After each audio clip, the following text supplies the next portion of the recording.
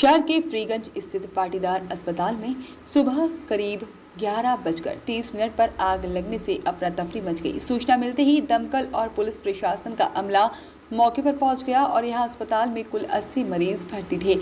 सभी को अन्य अस्पतालों में शिफ्ट किया गया। यहां दमकल की 8 गाड़ियों ने करीब 1 घंटे की मशक्कत के बाद आग पर काबू पाया। आग इतनी भीषण थी कि आईसीयू वार्ड जलकर पूरी तरह से खाक हो गया और अस्पताल के लगभग सभी बेड जल गए और आरंभिक तौर पर पता चला है कि शॉर्ट सर्किट की वजह से आग लगी है और घटना की जानकारी लगते ही कलेक्टर और एसपी मौके पर पहुंच गए और रेस्क्यू ऑपरेशन तेजी से चलाया गया।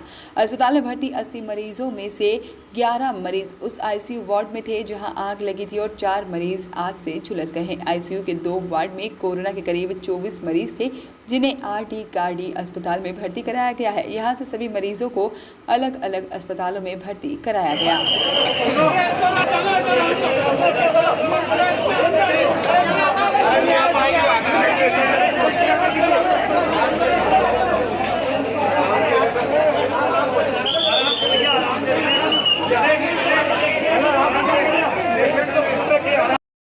देखिए, आज पाटीदार अस्पताल में आईसीसीयू के जो बगल वाली जगह थी वहाँ से संभवतः शॉर्ट सर्किट के कारण आग लगी थी और जैसे ही आग लगने की सूचना प्राप्त हुई तो सभी विभागों ने त्वरित कार्रवाई करी। इस मामले में मैं प्रशंसा भी करूंगा कि जो नगर निगम की फायर की टीम थी, पुलिस का जो पूरा अमला था, आईएमए के जो लोग थे जिन्होंने तत्काल एम्बुलेंस भेजी, सभी लोगों ने तत्काल सारी टीमें रवाना करके सारे पेशेंट्स को शिफ्ट कराया और आग पे तत्काल काबू पा लिया गया है।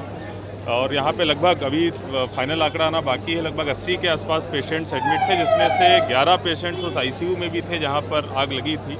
सभी को विधिवत तरीके से रेस्क्यू कर लिया गया है और ज़्यादातर पेशेंट्स को आरडी गाड़ी में भेजा है। कुछ जो सीरियस बर्न 4 ऐसे लोगों की सूचना मिली है जिनको थोड़ा जलने की जो है वो सूचना प्राप्त हुई है, उनको गुरु नानक अस्पताल में शिफ्ट करा के उनका इलाज तत्काल चालू हो गया है। सभी एम्बुलेंसेस तत्काल पहुंच गई थी, सभी ने इसमें बहुत मदद करी और यही कारण था कि लगभग आधे घंटे के अंदर ही सभी पेशेंट को हमने शिफ्ट करा दिया है। अब आग का क्या कारण था और दूसरी जगहों पर ऐसी घटनाएं ना हो, इसके लिए क्या एहतियातन कदम उठाए जा सकते हैं, इनका भी हमारे द्वारा एनालिसिस किया जाएगा।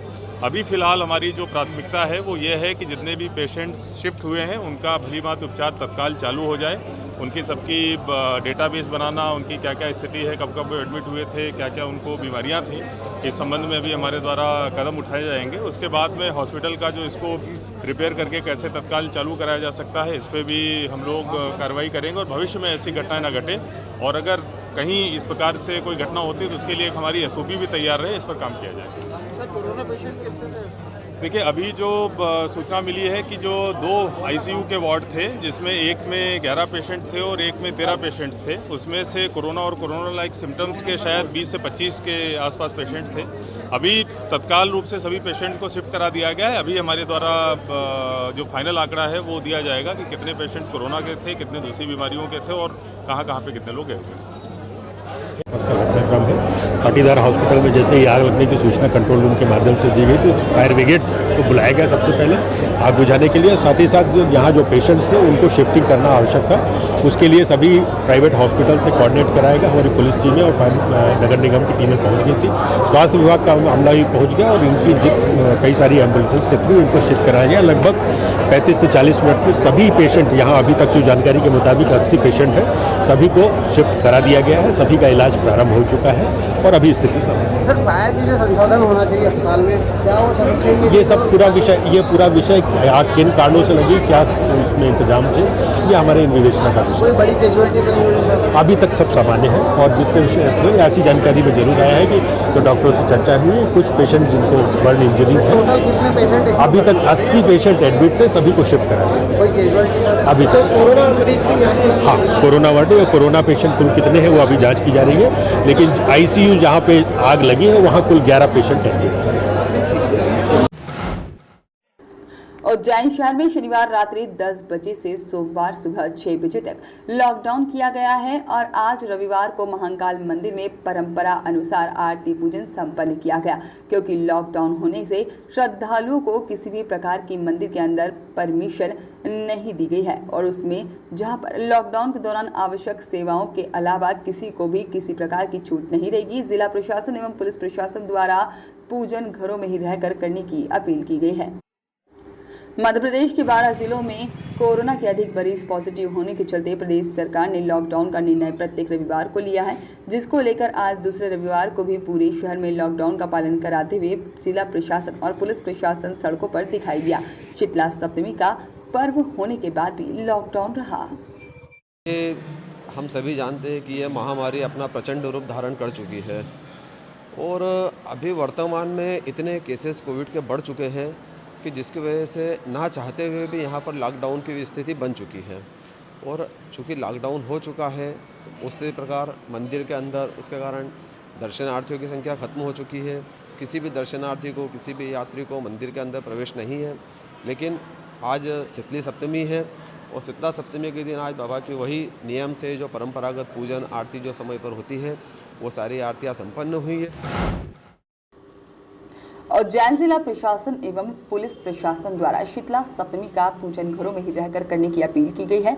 आस्था का पर्व होने के चलते महिलाएं मंदिर पहुंची और मुंह पर मास्क लगाकर सोशल डिस्टेंसिंग का पालन करते हुए शीतला माता का पूजन किया, जिसको लेकर आज दूसरे रविवार को भी पूरे शहर में लॉकडाउन का पालन कराते हुए जिला प्रशासन और पुलिस प्रशासन सड़कों पर दिखाई दिया। और शीतला सप्तमी का पर्व होने के चलते एक दिन पूर्व ही जिला प्रशासन ने अपील की थी कि लोग अपने घर पर रहकर ही सप्तमी का पूजन करें। प्रशासन के आयोजक आदेश के बावजूद भी कुछ महिलाएं आस्था के चलते शीतला माता का पूजन करने मास्क लगाकर हाथ में थाली लिए और सोशल डिस्टेंसिंग का पालन करते हुए पूजा पाठ करते हुए शहर के कई मंदिरों में दिखाई दी।